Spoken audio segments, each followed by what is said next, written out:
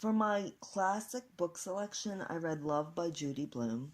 It was published in 1975 originally, and the novel was probably the first of its kind to be targeted specifically to a teen audience. The novel is really unique in articulating the natural curiosity that both boys and girls have in developing relationships with one another, while removing these feelings of guilt or inappropriateness that society often places on opposite sex relationships. Love takes us on the journey with the main character, Catherine Danziger's peaks and valleys of her first romantic relationship.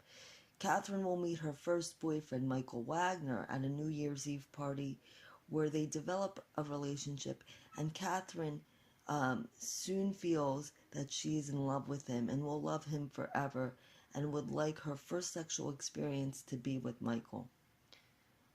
Different challenges that are unique to teens are also presented in the novel by supportive characters such as Erica, Catherine's best friend, who offers a more realistic perspective on love relationships relative to Catherine's more romanticized point of view.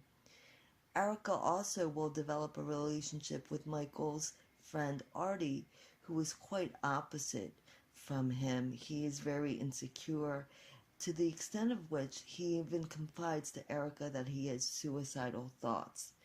Another character that kind of presents the consequences of being sexually active is Sybil Davison, who will have to give up her baby for adoption when she becomes pregnant as a result of being sexually active. So when we finally have Catherine and Michael consummate their relationship and become sexually active, Michael will give Catherine a necklace that seems to foreshadow the difficulty that Catherine and Michael will have in realizing the sentiments of the necklace.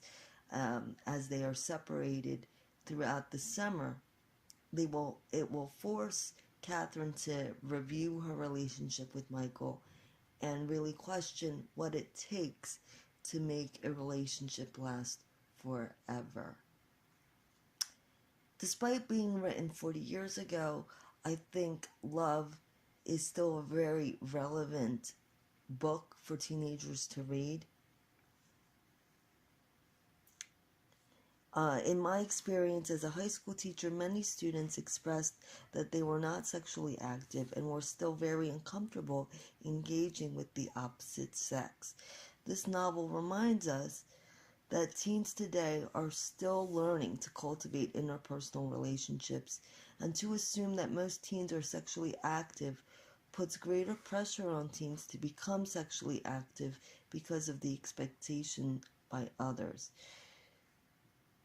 In recent years, I observed many students abstaining from sex, but still wanting to have open communication about their feelings and concerns about sex.